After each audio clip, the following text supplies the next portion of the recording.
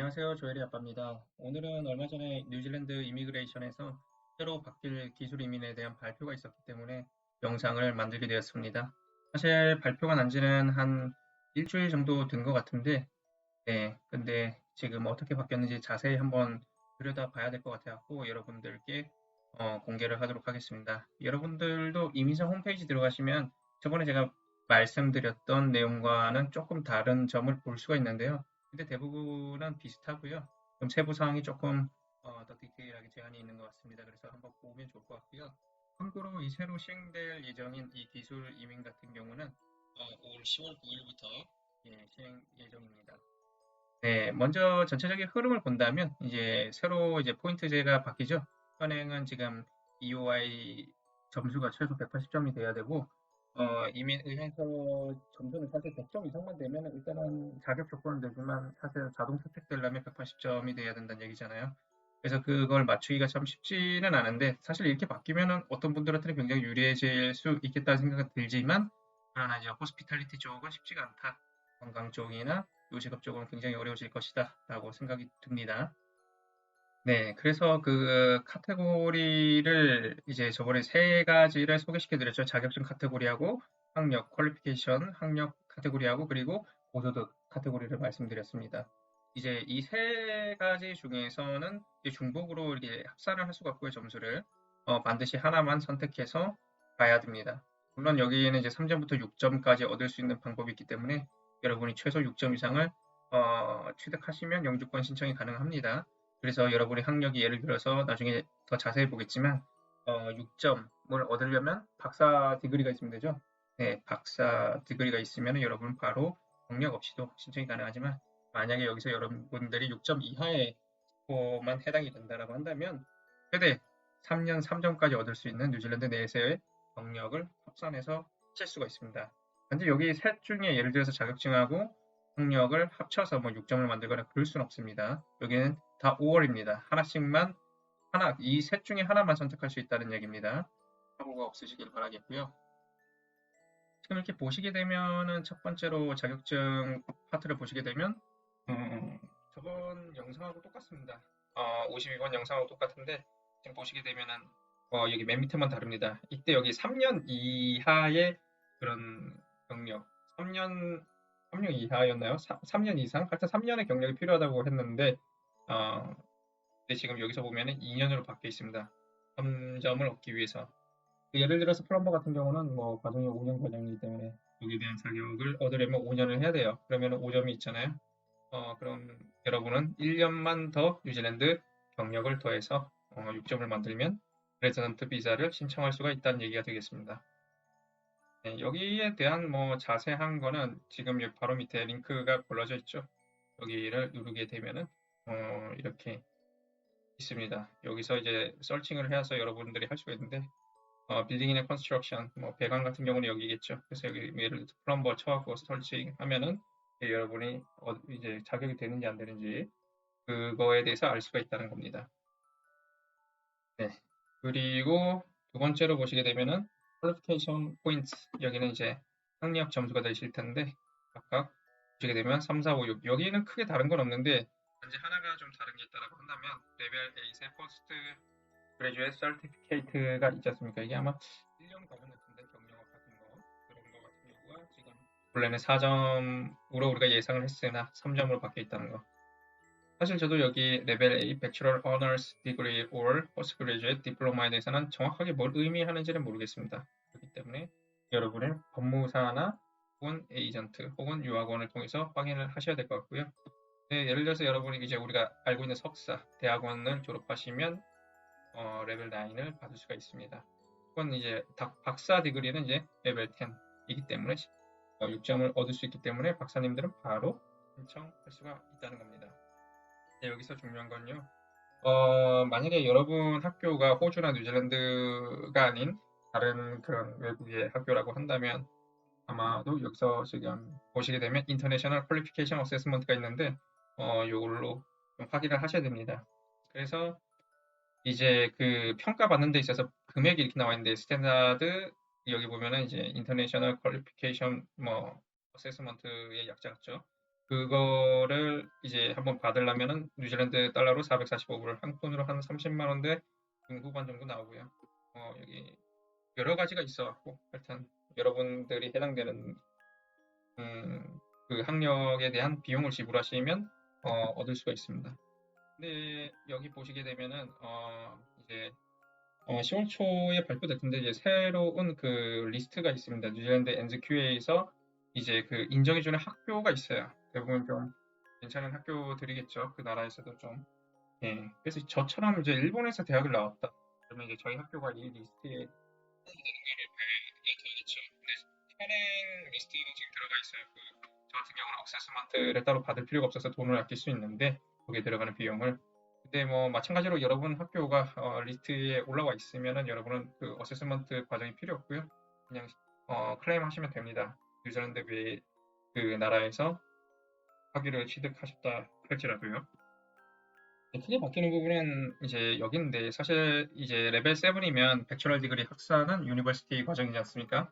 그 이하인 분들 이런 분들이 가장 힘들 것 같아요. 이제 저도 이제 셰프로 있기 때문에 잘 알지만 요리 같은 경우는 이제 레벨 5거든요. 2년제로 나왔을 경우죠. 근데 이제 레벨 4 같은 경우는 이제 1년제고 그렇게 되면은 현행에서는 40점을 얻을 수가 있습니다. 학력 점수를. 레벨 6까지는 40점이고 레벨 5부터는 50점을 얻을 수가 있는데 그거를 클레임을 못 한다는 얘기입니다. 그렇기 때문에 앞으로는 셰프 같은 경우는 하이 인컴밖에 안 된다는 거죠. 바로 하이인컴 포인트를 볼 텐데 이제 고소득 분야인데 셰프 같은 경우는 최소 1.5배를 받아줘야 그러니까 45불 선행 제대로 못된 45불 정도를 받아줘야 됩니다. 그러니까 미디엄 웨이지 중간 임금이 29.66이기 때문에 최소 45불은 받아줘야 여러분이 자격 조건이 되겠죠. 그리고 경력도 3년이 있어야 된다는 얘기입니다. 그래야 6점으로 레지던트 비자를 신청할 수 있는데 셰프가 45불 받기 쉽지가 않습니다. 결코. 물론 여러분이 그 오너하고 잘 얘기를 해갖고 예를 들어서 주당 30시간 이상만 일하면 되니까 30시간으로 신고를 하고 45시간을 일할 수도 있겠지만 여러 가지 방법이 있겠죠. 근데 정석으로 한다라고 한다면 쉽진 않다 이 얘기입니다.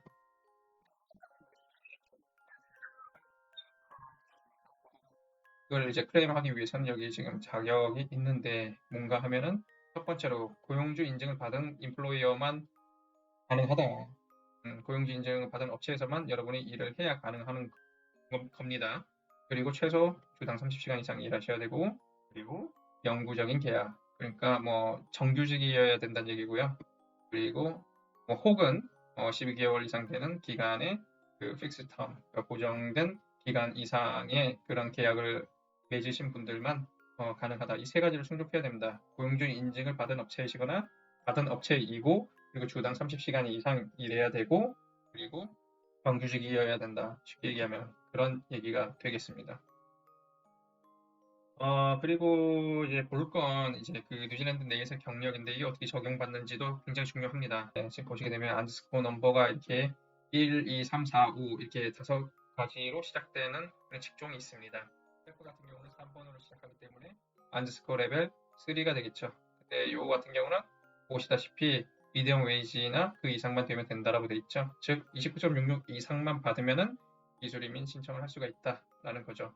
그런데 이제 안드스코어 넘버가 4나 5로 시작되는 경우, 예를 들어서 쿡 같은 경우는 4로 시작하는데 이런 경우는 미디엄 웨이지 1.5배 이상 받으셔야 최소 신청 자격 조건이 된다. 만약에 여러분이 쿡 하고 있는데 38불 이렇게 받는다 할지라도 여러분은 기술 이민 신청을 할 수가 없습니다. 그래서 45불 정도는 받아줘야 됩니다. 그 이야기를 하는 거고요. 근데 여기 이제 경력을 쳐주는 기간도 정해져 있죠. 60개월 중에 3년 혹은 4년 중에 2년 그리고 최근 2년 중에 1년을 인정을 받을 수가 있다는 거죠. 예를 들어서 여러분이 이제 3점이 필요해서 3년, 36개월 뉴질랜드 경력이 있다 할지라도 60개월 이상, 그러니까 60개월이면 5년인데 5년 이상 되는 그 이전에 대한 경력은 인정을 안 해준다라고 하는 겁니다. 그래서 그 점에는 유의하셔야 됩니다. 이제 정리를 해보면은 아까 전에 방금 보셨던 내용하고 똑같은 건데 최소 30시간 이상 주당 일해야 되는 것과 안드스코어 넘버 1에서 3은 최소 미디엄 웨이지 또 바뀌겠죠. 이것도 매해 바뀝니다. 하반기에 발표가 났는데 미디엄 웨이지를 받아야 되는 거고요. 레벨 4나 5 같은 경우는 그 미디엄 웨이지의 1.5배를 받아야 된다는 거죠. 이게 레벨 4나 5는 더 단순 직종입니다. 그래서 더 고퀄리티, 그러니까 고급 기술을 가지신 분들만 받겠다 이건데, 이민성에서. 근데 뉴질랜드가 그렇게 매력적인 나라는 아니에요. 지금 현재 이민 오는 분들 보면은 가장 많은 나라가 첫 번째가 인도죠. 그리고 두 번째가 필리핀. 이렇게 좀 후진국 같은 데서 오시는 분들이 많습니다. 그리고 마지막으로 보시게 되면 some requirements are not changing 이렇게 써져 있죠.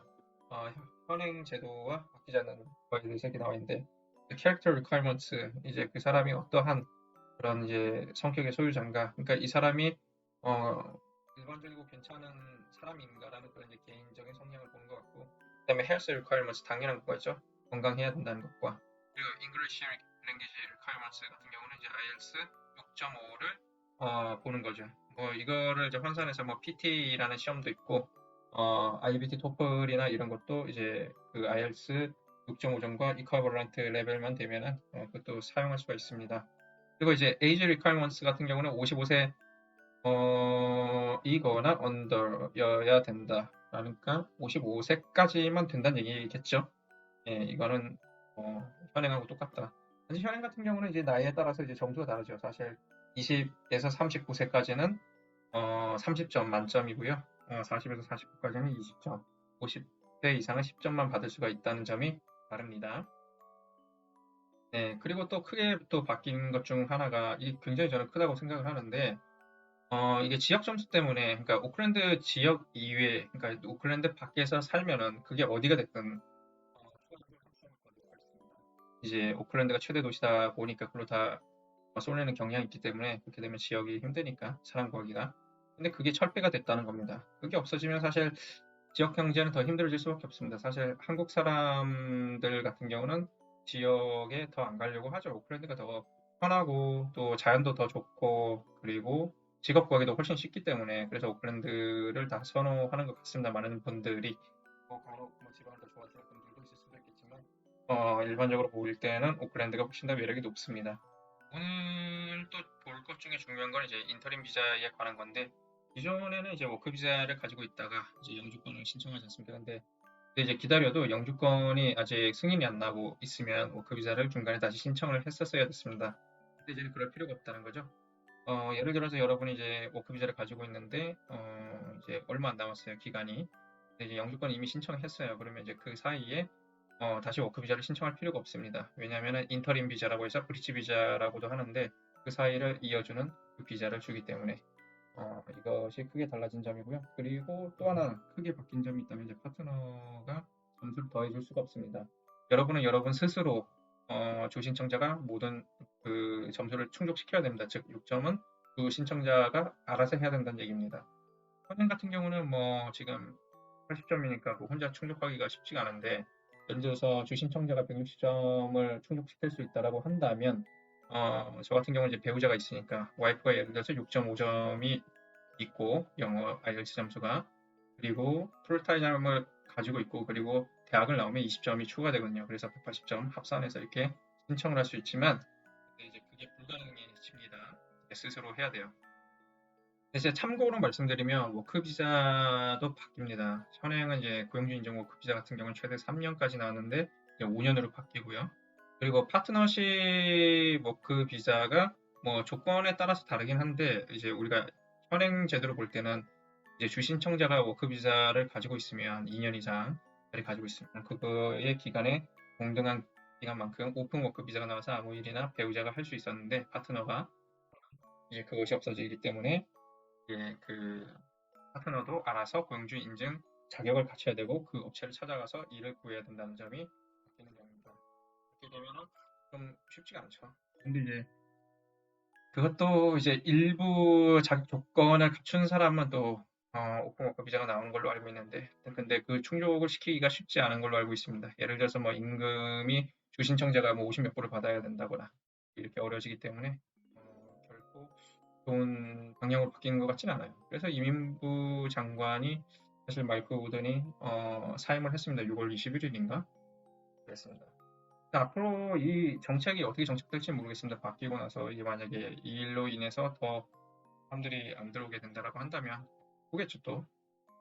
좀 더 쉽게 바뀌지 않을까라는 생각을 갖고 있습니다. 왜냐하면 지금 이것 가지고는 지금 바뀌는 정책 가지고는 오히려 더 어려워지는 분야가 더 많기 때문에 제가 볼 때는 그래서 뭐 유학원이나 이런데 뭐 학교나 이런데 많이 문 닫을 수 있고 또 가장 중요한 호스피탈리티 관광업 사업이 좀 많이 힘들지 않을까라는 생각을 갖고 있습니다. 그러면 좀 거기에 대해서 추가적으로 뭐가 나오지 않을까라는 생각도 가지고 있습니다. 네. 오늘 준비한 내용은 여기까지고요. 여러분들이 이제 뉴질랜드 이민을 준비하시는 데 있어서 알아보시고 오셨으면 좋겠고요. 어쨌든 뭐 이렇게 바뀌니까 여기에 대응해서 본인이 어떻게 잘 해당될지 갈무로 오시면 안 되고요. 하여튼 잘 알아보시고 오셔야 됩니다. 정말 나이가 먹을수록 점수를 취득해서 오시기를 정말 강력 권장드립니다. 네, 오늘 영상은 여기까지 하도록 하고요. 저는 다음에 또 만나 뵙도록 하겠습니다. 감사합니다.